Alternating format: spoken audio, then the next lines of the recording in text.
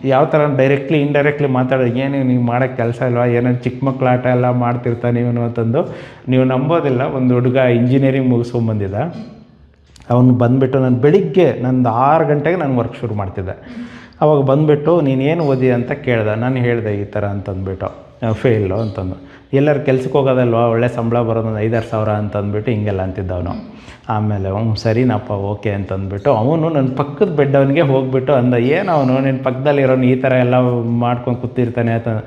ಅವನು ಅವಾಗ ಹೇಳಿದ್ದು ಅವ್ರಿಗೆ ಎಷ್ಟು ಬರುತ್ತೆ ಗೊತ್ತಾ ಅಂತ ತಂದಾಗ, ಗೊತ್ತಿಲ್ಲ. ಅವಾಗ ನನಗೆ 2 ಲಕ್ಷ ಬರ್ತಿತ್ತು ಯೂಟ್ಯೂಬಲ್ಲಿ 2017 ಜೀವ ಜಲ್ ಅಂತಂದ್ರೆ ನನಗೆ ಇವಾಗ 2017 ತಿಂಗಳಿಗೆ 2 ಲಕ್ಷ. ಹೌದು. ಸೊ ಅವಾಗಲೇ ಇಮ್ಮಿಡಿಯೇಟ್ ಪಿಕಪ್ ಆಗಿರೋದು 3 ಮಂತ್ಸ್. ಎಷ್ಟು ವಿಡಿಯೋಸ್ ಹಾಕಿದ್ರಿ ನೀವು ಪರ್ ಮಂತ್? ಇಲ್ಲ ಅವಾಗ ವಿಡಿಯೋ ಜಸ್ಟ್ ಸ್ಟಾರ್ಟ್ ಮಾಡಿದ್ದೆ.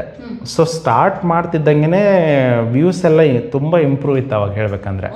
ಸೊ 2014 ನಾನು ದತ್ತಾ ಬೆನೂರು ಕ್ರಿಯೇಷನ್ ಮಾಡಿದ್ದು.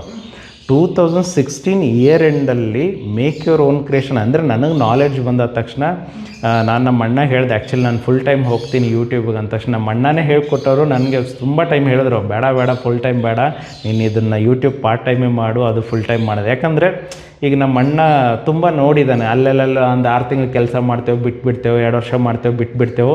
ಅವರು ಏನು ಅನ್ಕೊಂಡಿರು, ಇವನು ಇದನ್ನು ಯೂಟ್ಯೂಬ್ ಇದೇ ಥರ ಮಾಡ್ತಾನೆ ಅಂಥೇಳಿ ಅವ್ರು ಬಿಡಲಿಲ್ಲ. ಆಮೇಲೆ ಆ ಟೈಮಲ್ಲಿ ನನಗೆ ಮದುವೆಗೆ ಅಂತೇಳಿ ಹುಡುಗಿನ ಹುಡುಕ್ತಿದ್ರು. ನಿನಗೆ ಬಜಾಜ್ ಶೋರೂಮ್ ಅಂದರೆ ಯಾರು ನಂಬ್ತಾರೆ, ಯೂಟ್ಯೂಬ್ ಅಂದರೆ ಯಾರು ನನ್ನ ಮಕ್ಕಳು ನಂಬಲ್ಲ, ನೀನು ಯೂಟ್ಯೂಬ್ ಅನ್ನೋದು ಹೋಗಬೇಡ, ಅದು ಯಾರಿಗೆ ಗೊತ್ತಾಗಲ್ಲ ತಂದರು.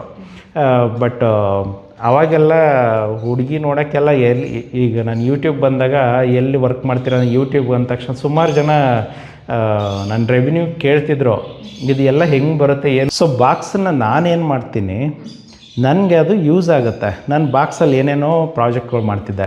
ಈಗ ಒಂದು ಹೇಳಬೇಕಂತಂದರೆ ಇದು ನೋಡಿ, ಇದು ಬಾಕ್ಸಲ್ಲೇ ಬಿಲ್ಡ್ ಮಾಡಿರೋದು. ಯಾರೋ ಒಬ್ಬರು ಬಾಕ್ಸ್ ಬಿಸಾಕಿದ್ದು ವೇಸ್ಟ್. ನಾವಿವಾಗ ಫಾರ್ ಎಕ್ಸಾಂಪಲ್ ಅಮೆಝಾನ್ ಇಂದ ಏನಾದ್ರು ತಗೊಂಡ್ಬರ್ತೀವಲ್ಲ, ನಾನು ಅದರಿಂದ ಬಿಲ್ಡ್ ಮಾಡ್ತಿದ್ದೆ. ಇದು ಇವಾಗ ನೀವು ಪೆಪ್ಸಿನೋ ಏನೋ ಕುಡಿದು ಬಿಸಾಕ್ತೀರಾ, ಕ್ಯಾಪ್ ತೊಗೊಳ್ತಿದ್ದೆ. ಇದನ್ನು ಅಷ್ಟೇ, ಇದನ್ನು ವೇಸ್ಟ್. ಇದು ಪೆಪ್ಸಿ ಟಿನ್ನು. ಇದು ನಿಮ್ಗೆ ಹೇಳ್ಬೇಕಂದ್ರೆ ಒಂದು ನಗು ಬರುತ್ತೆ ನಿಮಗೆ. ಈ ಪೆಪ್ಸಿ ಟಿನ್ನನ್ನು ನನ್ನ ಸ್ಕ್ರ್ಯಾಪಲ್ಲಿ ಸಿಗುತ್ತೆ ಅಂಥೇಳಿ ಗೊತ್ತಿರಲಿಲ್ಲ. ನಾನು ಬೆಳಿಗ್ಗೆ 5 ಗಂಟೆ ವಾಕಿಂಗ್ ಎದ್ದು ಬರೀ ನೆಲ ನೋಡ್ಕೊಂಡು ಹೋಗೋರು, ಎಲ್ಲಿ ಬಿದ್ದಿರುತ್ತೆ ನಮ್ಮ ಐಟಮ್ಗಳು ಅಂತಂದ್ಬಿಟ್ಟು. ಹೌದು. ಸೊ ಇದನ್ನು ಒಂದು ದಿವಸ ಬೆಳಿಗ್ಗೆ ಒಂದು 6 ಗಂಟೆ ಟೈಮಲ್ಲೇನೋ ವಾಕಿಂಗ್ ಒಂದು ಗುಂಪು ಹೋಗುತ್ತೆ. ನಾನು ಕೈಯಲ್ಲಿ ಹಿಡ್ಕೊಂಬರ್ತಿದ್ದೆ. ಅವರೆಲ್ಲ ಏನೋ ಅನ್ಕೋತಾರೆ ಅಂತ ಸ್ಟೈಲಾಗಿ ಹಿಡ್ಕೊಂಬಂದಿದ್ದೆ. ನೀವು ನಂಬೋದಿಲ್ಲ, ಇವನು ಯಾವ ಹುಚ್ಚ ನನ್ನ ಮಗನಪ್ಪ ಬೆಳಿಗ್ಗೆ ಕೂಲ್ ಡ್ರಿಂಕ್ಸ್ ಕುಡ್ಕೊಂಡು ಹೋಗ್ತಾನಲ್ಲ ಅಂತ ಅವ್ರು ಅಂದಿದ್ದು ನನ್ನ ಕಿವಿಗೆ ಬಿದ್ದಿತ್ತು.